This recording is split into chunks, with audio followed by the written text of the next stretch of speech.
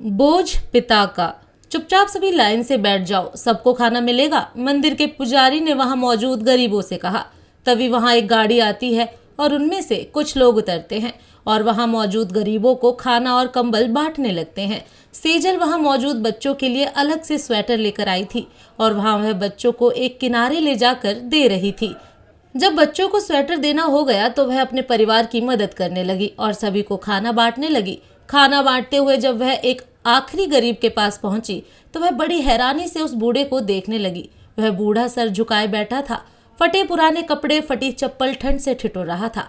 सेजल जब अच्छे से उस बूढ़े का चेहरा देखती है तो उसके होश उड़ जाते हैं और उसके हाथ से सारा सामान गिर जाता है, जिस पर वह बूढ़ा उसे कहता है, यह मैं रख लूं बेटा, बड़ी ठंड लगती है, एक कंबल से मेरा गुजारा नहीं होता, तुम चाहो तो खाना मत देना मुझे। सेजल उस बूढ़े की बात सुनकर रो पड़ती है और कहती है, पापा आपने मुझे पहचाना नहीं, मैं आपकी गुड़िया, आप यहाँ और इस हालत में। वह बूढ़ा सेजल की बातें सुन तो पा रहा था पर वह शायद समझ कुछ नहीं पा रहा था और अबाक होकर सेजल को बस देखे जा रहा था। तभी मंदिर का पुजारी पीछे से आकर कहते हैं, क्या तुम इन्हें जानती हो? हाँ, यह मेरे पिता शिव नारायण सक्सेना है। सेजल ने कहा, बेटी यह कौन है, कहाँ से आए हैं? यह तो पता नहीं, बस एक दिन इन्हें यहाँ कोई बिठा कर चला गया, तब से यह यहीं मंदिर के बाहर ही रहते हैं और ताज्जुब की बात तो यह है इन्हें अपने जीवन के बारे में कुछ भी याद नहीं। पर तुम कह रही हो ये तुम्हारे पिता हैं, फिर इनकी ऐसी हालत कुछ समझ नहीं आया। पुजारी ने कहा, पंडित जी मेरे पापा को मेरे भैया सुधीर अपने साथ अमेरिका ले गए थे और तब से रोज मेरी बात पापा से फोन पर होती है। फिर यह यहाँ क्या कर रहे हैं और वह भी ऐसी हालत में, मैं खुद हैरान हूँ। या तो पापा को भैया ने यहाँ छोड़ा है या पापा वहाँ से खुद ही चले आए होंगे। अब इन्हें तो कुछ भी याद नहीं, जो इनसे पूछूं आखिर माजरा क्या है, अब तो वही बता सकते हैं पूरी बात। अभी फोन करती हूँ भैया को। यह कहते हुए सेजल सुधीर को फोन लगाने लगी। सुधीर के फोन उठाने के बाद, हेलो भैया कैसे हो, क्या कर रहे थे? सेजल ने पूछा। कुछ नहीं, बस तुम्हारी भाभी के साथ बाहर शॉपिंग पर जाने की तैयारी कर रहा था। तुम बताओ, आज तो तुम्हारे यहाँ पूजा हवन है ना, हो गई उसकी तैयारी? सुधीर ने पूछा। हाँ बस वही चल रही है। भैया ज़रा पापा को फ़ोन देना। वह क्या है, उन्हें पूजा पाठ काफ़ी पसंद है ना, तो सोचा वीडियो कॉल पर ही उन्हें दिखा दूँ। सेजल ने कहा। अच्छा रुक। यह कहते हुए सुधीर पापा पापा कहते हुए फ़ोन देने लगता है। उधर से बिल्कुल सेजल के पापा की आवाज़ आती है, जो कहते हैं, हाँ गुड़िया बोल बेटा, आज मेरी तबीयत बिल्कुल ठीक नहीं है, मैं तो दवाई खाकर सो रहा था, तो फिर कभी वीडियो कॉल कर लेना। उसके बाद सुधीर फोन में आकर कहता है, वह क्या है सेजल, पापा को यहाँ की ठंड बर्दाश्त नहीं हो रही, इसलिए थोड़े सुस्त हो गए हैं, तो फिर कभी बात कर लेना। सुधीर के इस बात से सेजल हैरान तो हुई और उसने सोचा, जब पापा यहाँ मेरे सामने बैठे हैं तो फोन पर वह आवाज किसकी थी? फिर उसे याद आया कि जब से भैया विदेश गए हैं तब से वह कभी भी वीडियो कॉल नहीं कराता, बस बातें करके फोन रख देता है। जब भी उसे वीडियो कॉल करने को कहती थी तो वह कोई ना कोई बहाना बना ही देता था। आखिर यह सब हो क्या रहा है, सेजल ने सोचा और फिर वह शिवनारायण जी को अपने साथ ले गई। वह अपने पति अमित से कहती है, पता नहीं अमित, यह पापा को क्या हो गया है, और जब भैया इन्हें अमेरिका ले जाने वाले थे तो यह यहाँ इस हालत में कैसे? यह ना तो मुझे पहचान रहे हैं और उधर भैया भी पता नहीं किससे मेरी बात करवाते आए हैं इतने दिनों तक। सेजल तुम्हें पक्का यकीन है ना यह पापा ही हैं? क्योंकि मैं इसलिए ऐसा कह रहा हूँ, यह ना तो तुम्हें पहचान रहे हैं, ऊपर से उधर भैया ने भी तुम्हारी बात पापा से करवाई, ऐसा तो नहीं कहीं यह कोई बहरूपिया हो? अमित ने कहा। यह कैसी बातें कर रहे हो आप, यह मेरे पापा ही हैं। यह बहरूपिया वगैरह फिल्मों में होता है, असल ज़िंदगी में नहीं, और मैं अपने पापा को नहीं पहचानूंगी क्या? यहाँ कोई बड़ी साजिश हुई है, पर पता कैसे करूँ? भैया इतनी दूर बैठे हैं और फ़ोन पर वह तो सच्चाई बताने से रहे, और यहाँ पापा भी सब कुछ भूल कर बैठे हैं। आखिर सच्चाई का पता करूँ तो करूँ कैसे? सेजल ने कहा। सेजल यह सब बाद में करेंगे, अभी सबसे ज़्यादा ज़रूरी है पापा का इलाज करवाना।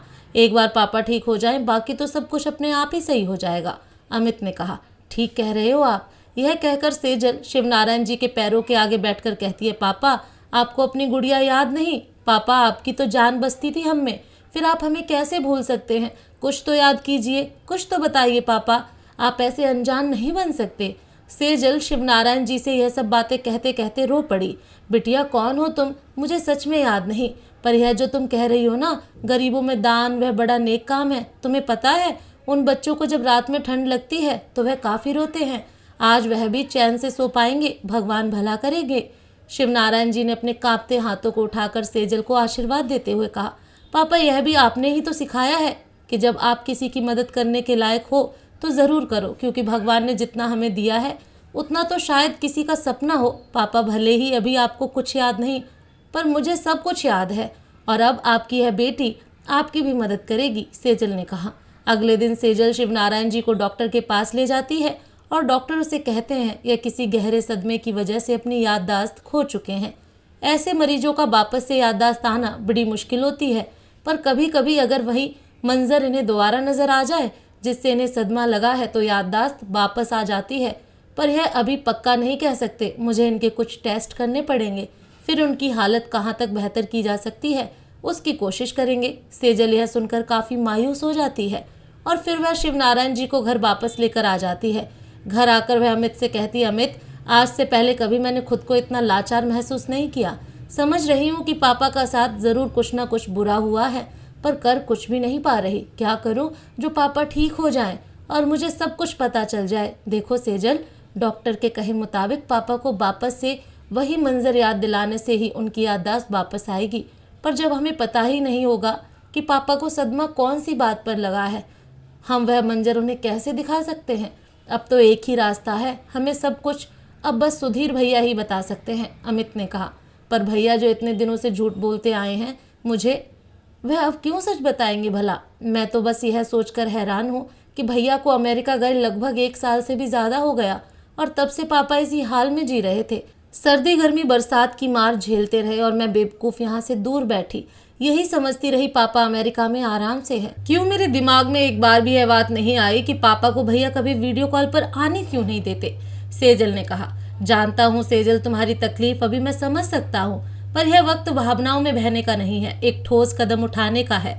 सुधीर भैया यूं सच्चाई तो नहीं बताएंगे, उल्टा अगर उन्हें पापा के बारे में पता लग गया तो वह इंडिया कभी वापस नहीं आएंगे। इसलिए हमें सबसे पहले उन्हें यहाँ धोखे से बुलाना होगा, और सिर्फ एक ही चीज़ है जो उन्हें यहाँ बुला सकती है, वह है पैसा। तुम भैया को फ़ोन करके कहो कि पापा की कोई पॉलिसी मैच्योर हुई है पूरे 1 करोड़ की, और वह पापा को यहाँ आकर साइन करने के बाद ही सीधे उनके अकाउंट में मिलेगी। उसे कुछ शक ना हो उसके लिए कहना, पापा से पूछना ज़रा कि ऐसी कोई पॉलिसी है जिसमें उन्होंने अल्टरनेट पते पर मेरे घर का पता डाला था। जब तुम ऐसा पूछोगी तो वह या तो कोई बहाना बनाएंगे या कहेगा हाँ पापा हाँ कह रहे हैं। पैसों की बात सुनते ही वह ज़रूर आएगा, तब हम उसकी गिरेबान पकड़ेंगे, और जब वह आएगा पहले हम देखेंगे कि पापा को साथ न लाने का वह क्या बहाना बनाते हैं। तब तक पापा को कहीं छुपा कर रखना होगा, अमित ने कहा। उसी रात शिवनारायण जी जब सो रहे थे वह नींद में जोर जोर से चीखते हुए कहने लगे, मैंने नहीं मारा उसे बेटा, तू तो यकीन कर। सेजल नारायण जी के कमरे में ही सोई थी, वह इस आवाज से उठ बैठी, पर उसने शिवनारायण जी को जगाया नहीं। उसे लग रहा था कि नींद में ही शायद शिवनारायण जी कुछ काम की बातें बता देंगे, पर वह इन शब्दों के अलावा कुछ नहीं बोले और शांत होकर वापस से सो गए। अगले दिन सेजल सुधीर से फोन पर कहती है जैसा उसे अमित कहता है। फिर सेजल कहती है, जरा पापा को फोन देना, जिस पर सुधीर कहता है, अरे पापा अपने हम उम्र दोस्तों के साथ बाहर जाते हैं, इस समय पूरे दिन घर पर रहकर बोर हो जाते हैं, इसलिए मैं ही कहता हूँ चले जाया करें। अरे मैं उन्हें बता दूंगा, और अगर आने की ज़रूरत पड़ेगी तो ज़रूर आऊँगा। एक बात बता, अगर सिर्फ मैं आऊँ तो चलेगा? वह क्या है ना, पापा की अब उम्र भी काफ़ी हो गई है तो सफ़र उन्हें रास नहीं आता, वह भी इतना लंबा सफ़र। भैया पॉलिसी पापा के नाम पर है तो उनके तो साइन चाहिए होंगे ना, पर क्योंकि उन्होंने नॉमिनी में आपको रखा है तो मैं पूछती हूँ वकील से कि सिर्फ आपके साइन से काम होगा या नहीं। यह कहकर सेजल फ़ोन रख देती है। अगले दिन वह वापस से सुधीर को कॉल करके कहती है, हाँ भैया आपके साइन भी चलेंगे। तो इस पर सुधीर कहता है, ठीक है, मैं सबसे जल्दी की टिकट करवा कर आता हूँ। वह तुम्हारी भाभी भी आना चाहती है, काफ़ी दिन हो गए ना हमें वहाँ आए हुए। हाँ भैया, आप सभी का स्वागत है। काश कि पापा भी आ पाते तो उनसे भी मिलना हो जाता, पर आप और भाभी दोनों आ जाएंगे तो पापा की वहाँ देखभाल कौन करेगा? सेजल ने कहा। यहाँ पापा के लिए फुल टाइम मेड है जो पापा के अच्छे से देखभाल करती है, और कुछ दिनों की ही तो बात है, सुधीर ने कहा। फ़ोन रखने के बाद सेजल अमित से कहती है, कैसे झूठ पर झूठ बोले जा रहे हैं। आओ भैया, जो तुम्हारे झूठ का करारा जवाब मैंने भी ना दिया तो मेरा नाम भी सेजल नहीं। सेजल, हमें बड़े सतर्क होकर पूरा काम करना पड़ेगा, कहीं ऐसा ना हो कि सुधीर के यहाँ आने से पहले उसे सब कुछ पता चल जाए, अमित ने कहा। उसके बाद एक दिन सेजल शिवनारायण जी को पार्क में घुमाने ले जाती है। वह वहां बैठे अपने पापा को कुछ पुरानी तस्वीर दिखा रही थी, पर शिवनारायण जी उन तस्वीरों को एक अनजान की तरह ही देख रहे थे। यहाँ तक कि वह अपनी पत्नी को भी नहीं पहचान पा रहे थे। पर जैसे ही सेजल ने फोन पर तस्वीर बदलते बदलते शिवनारायण जी को सुधीर की तस्वीर दिखाई, शिवनारायण जी के चेहरे का भाव ही बदल गया। वह एकाएक बोल पड़े, अरे यह तुम्हारे परिवार के बीच में क्या कर रहा है? आप जानते हो इन्हें? क्या किया था इन्होंने? सेजल उत्तेजित होकर शिवनारायण जी से पूछने लगी। इससे पहले शिवनारायण जी कुछ बताते, एक बुजुर्ग व्यक्ति वहां जाकर सेजल से कहता है, अरे सेजल बेटा, तुम कितने दिनों बाद मिलना हो रहा है तुम लोगों से।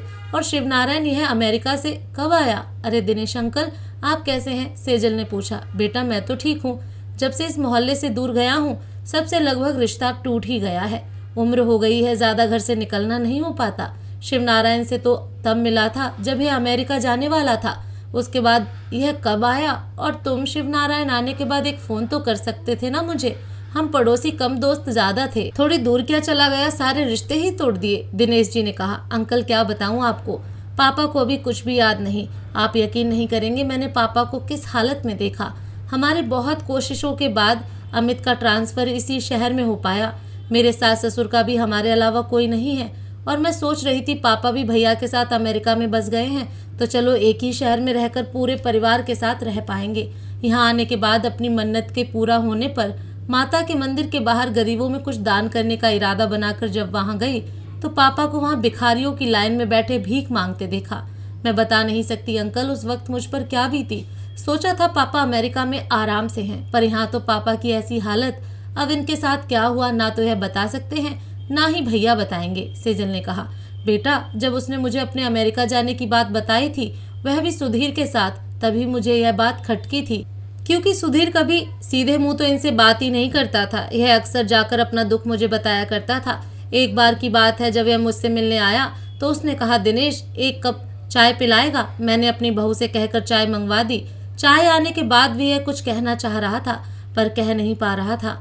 जब मैंने पूछा, शिवनारायण कोई परेशानी है बताना, तो यह मुझसे कहने लगा, दिनेश तू मुझे कुछ खिला सकता है क्या? बड़ी भूख लगी है यार। पर यह बात सुधीर या बहू को मत बताना। वह क्या है ना, सुबह से ये दोनों कहीं निकले हुए हैं, मुझे यह भी नहीं पता कब आएंगे। मैंने सोचा मेरा खाना फ्रिज में रख कर गए होंगे, पर घर में कोई खाना नहीं है। बहुत जोरों की भूख लगी है, पैसे भी नहीं है मेरे पास। इस पर मुझे सुधीर पर काफ़ी गुस्सा आया। ऐसे कैसे कोई कर सकता है? पर इसने मुझे कहा, यार कुछ खिला दे, शुगर का मरीज़ हूँ, ज़्यादा देर तक भूखा नहीं रह पाता। फिर मैंने इसे पोहा दिया। यह तो रही उस दिन की बात। आए दिन तो तुम्हारे घर से चीखने चिल्लाने की आवाज़ें आती थी, जिसे मेरा परिवार भी सुनता। एक रोज़ तो थक कर मेरे बेटे ने पुलिस को ही बुला लिया ताकि यह सब बंद हो जाए, पर हमें क्या पता था मेरा यह कदम हमें इससे और दूर ले जाएगा। पुलिस तो चली गई, पर शिवनारायण बिल्कुल बदल गया। वह मुझसे अब बात नहीं करता और ना ही मेरे घर आता। फिर एक दिन यह अचानक आकर कहता है, मैं अपने बेटे के साथ अमेरिका जा रहा हूँ। अरे मैंने ही गलत समझ लिया था अपने बेटे को। चल यार चलता हूँ। फिर पता नहीं कब मिलना हो पाए तुमसे। तो हमें लगा चलो ठीक है, जो इसका सब कुछ सही हो गया। और इन लोगों को मैंने अपनी आंखों से घर को ताला लगाकर निकलते हुए देखा। फिर कुछ दिनों बाद हम भी अपने नए घर में शिफ्ट हो गए, पर सीधा आज मिल रहा हूँ। दिनेश जी ने कहा। इतना सब कुछ चल रहा था, पर पापा ने मुझे कभी कुछ नहीं बताया। अब तो मुझे पक्का यकीन हो चला है इन सब में भैया की कोई बड़ी प्लानिंग ही होगी। सेजल ने कहा। हाँ बेटा, इसे मैंने कई बार कहा भी था तुझे सब कुछ बता दे, पर यह कहता अभी मेरी और जिंदगी बची ही कितनी है, क्यों खामखा अपनी बच्ची को भी परेशान करूं। बेटा तो पहले से ही मुझे परेशान है। दिनेश जी ने कहा। अंकल काश कि पापा की इस हालत की वजह मैं जान पाती, फिर बताती भैया को। सेजल ने कहा। बेटा अगर इन सब में मेरी कोई मदद चाहिए तो वे झिझक बताना। कितना हंसमुख हुआ करता था मेरा दोस्त, बेचारे पर ऐसी क्या बीती जो इसकी ऐसी हालत हो गई। दिनेश जी ने कहा और वहां से चले गए। इधर सेजल शिवनारायण जी को घर वापस लेकर आ गई और उन्हें वापस से सुधीर की तस्वीर दिखाकर पूछने लगी, क्या आप इन्हें जानते हैं? अब शिवनारायण जी को कुछ याद नहीं आया। दिन बीतते गए और एक दिन सुधीर भी आ गया। सुधीर के आने से पहले ही सेजल ने शिवनारायण जी को छुपा दिया था। सुधीर जाकर सेजल से कहता है, कब चलना है साइन करने? भैया अभी अभी तो आए हो, भैया अभी अभी तो आए हो, यह सब तो हो ही जाएगा, इतनी भी क्या हड़बड़ी, जरा हमारे साथ भी अच्छे से मिल लो। सेजल के यह कहते ही सुधीर कहता है, अरे नहीं नहीं, हम अपने लिए परेशान नहीं है, पापा के लिए जल्दबाजी कर रहे हैं, वह उन्हें वहाँ अकेले छोड़कर आए हैं ना, इसलिए। हाँ सही कहा भैया, एक बार पापा को कॉल तो करो। एक काम करो, वीडियो कॉल ही कर दो, आखिर पता तो चले अकेले ठीक ठाक तो है ना। सेजल ने कहा। अरे नहीं नहीं, अभी पापा के दवा खाकर सोने का समय है। मेरी अभी उनकी मेड से बात हुई, वह अभी अभी सोए हैं, बाद में बात करवा दूंगा, सुधीर ने कहा। अच्छा चलो ठीक है, तुम ना ही सही, मैं ही तुम लोगों को पापा से मिलवा देती हूँ। सेजल के ऐसा कहते ही अमित पीछे से शिव नारायण जी को लेकर अंदर आ जाता है, जिसे देखकर सुधीर और उसकी पत्नी ममता की आंखें फटी की फटी रह जाती हैं। क्या हुआ भैया, इतना क्यों चौंक रहे हो? तुम लोगों को क्या लगा कि इतना बड़ा कांड करके तुम लोग बच जाओगे? अरे पॉलिसी तो बस बहाना था तुम लोगों को यहाँ बुलाने का। असल में तो तुम लोगों की पूरी सच्चाई पापा ने मुझे पहले ही बता दी थी। अब तुम लोग अमेरिका नहीं, जेल जाओगे। सेजल ने कहा। क्या पापा ने बताई है? पर इनकी तो याददाश्त ही चली गई थी। फिर इन्होंने कैसे बताया? सुधीर ने घबराहट में कह दिया। अरे वाह, तो सब पता है तुम्हें। चलो अच्छा हुआ। अब पापा के साथ क्या हुआ और उनकी ऐसी हालत कैसे हुई, अब तुम मुझे बताओगे, वरना कुछ ऐसे सबूत हैं मेरे पास जिससे तुम्हारा वापस अमेरिका लौटना सपना बन जाएगा। और अगर अपना पूरा सच बता दोगे तो शायद मुझे तुझ पर तरस आ जाए और मैं तुम्हें माफ कर दूं। सेजल ने कहा। वह क्या है ना सेजल, पापा की बढ़ती उम्र हम पर बोझ बन गई थी।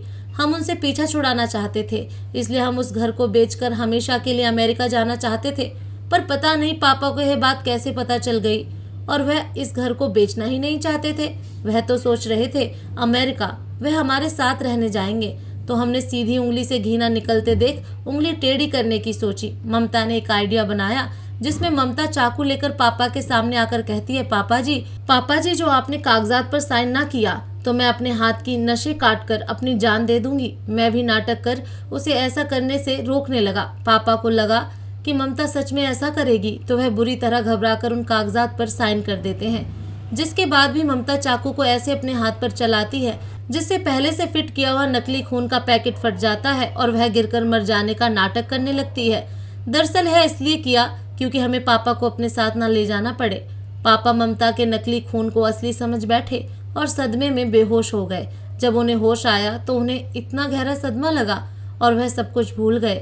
हमने देखा यह अच्छा मौका है हमारे लिए। लगभग तुझे लेकर सभी को हमारे अमेरिका जाने की बात पता थी और हमने पापा के याददाश्त चले जाने का फायदा उठाया और उन्हें अपने साथ लेकर तो निकले पर बीच रास्ते में ही छोड़ दिया, क्योंकि हमें पता था ना तो पापा अब अपने घर ही पहुंच पाएंगे और ना ही किसी को अपना परिचय दे पाएंगे। पर पता नहीं है तुम्हें कैसे मिल गए, सुधीर ने कहा। अभी भी एक बात छुपा रहा है नालायक, बताता किस तरह? तुम लोगों ने मुझे जहर देकर मारने की कोशिश भी की थी। वह तो भला हो उस बिल्ली का जिसने मेरा खाना खा लिया और मेरी जगह वह चल बसी। वहाँ खड़े शिव नारायण जी भी अचानक से बोल पड़े। आपको सब याद आ गया पापा? सेजल ने कहा। हाँ बेटा, जब यह हमारी कहानी बता रहा था तभी मुझे सब कुछ याद आ गया, पर मैं देख रहा था कि आखिर मेरी मरी हुई बहू जिंदा कैसे हो गई। शिवनारायण जी ने कहा। भैया इतना कुछ करते रहे, जरा सी भी शर्म नहीं आई तुम्हें? अरे यह हमारे पापा हैं, लगभग 1 साल से भी ज्यादा यह सड़क पर जी रहे हैं और आगे भी एक दिन ऐसे ही चले जाते। तब भी तुम हमें यही कहते कि पापा का अंतिम संस्कार कर दिया। इतने दिनों से जो तुम पापा की आवाज़ सुना रहे थे वह कैसे कर रहे थे? सेजल ने कहा। वह तो एक आवाज़ को रिकॉर्ड कर एक ऐप के जरिए करता था ताकि किसी को कोई शक ना हो, सुधीर ने कहा। उसके बाद सेजल कहती है, सॉरी भैया, क्योंकि पुलिस आ रही है और वह आप लोगों को असली जगह ले जाएगी और सबूत के लिए सारी बातें रिकॉर्ड भी हो गई हैं। नहीं सेजल, माफ़ कर दे मुझे। पापा आप तो कुछ कहिए ना, बड़ी मुश्किल से अमेरिका में सेटल हो पाया, सब बर्बाद हो जाएगा, सुधीर ने कहा। इस पर शिवनारायण जी ने सुधीर को एक चांटा लगाकर कहा, अब क्यों माफ़ी मांग रहा है? जा कोई और योजना बना मुझे बीमार बताने का। बेटा, भगवान की लाठी में आवाज़ नहीं होती। फिर पुलिस आकर सुधीर और ममता को ले जाती है। उसके बाद सेजल शिवनारायण जी के सीने से लगकर कहती है, पापा आज मैं बहुत खुश हूँ कि आप ठीक हो गए। आपसे कोई और भी मिलने आया है? वह देखिए। तभी दिनेश जी आते हैं और कहते हैं, क्यों भुलक्कड़, मुझे याद है? शिवनारायण जी हंसते हुए बोले, हाँ तुझे कैसे भूल सकता हूँ यार, पर एक बात बता, तू तो बड़ा खुश था अमेरिका जाने के लिए। कहीं से भी ऐसा नहीं लग रहा था कि सुधीर तुझ पर बोझ डाल रहा है। दिनेश जी ने कहा। हाँ, क्योंकि कुछ दिनों से दोनों बड़ी चिकनी चुपड़ी बातें कर रहे थे। मुझे तो बाद में पता चला कि है इस घर को बेचकर हमेशा के लिए मुझे जहर देकर जान से मारने का इरादा बना रहे हैं। तभी मैंने विरोध किया, पर देखो क्या से क्या हो गया। शिवनारायण जी ने कहा। वह तो शुक्र मनाओ तेरी बेटी और दामाद का, वरना दिनेश जी ऐसा कह ही रहे होते हैं। तभी सेजल कहती है, बस कीजिए आप लोग, अब तो खुशी मनाने के दिन आए हैं, तो भूल जाइए पुरानी बातों को। और फिर सभी हंसने लगते हैं। अब शिव नारायण जी और सेजल ही अपने घर में प्रेम पूर्वक रखने लगी। सुधीर और ममता ने कई बार शिव नारायण जी से मिलने की कोशिश की, मगर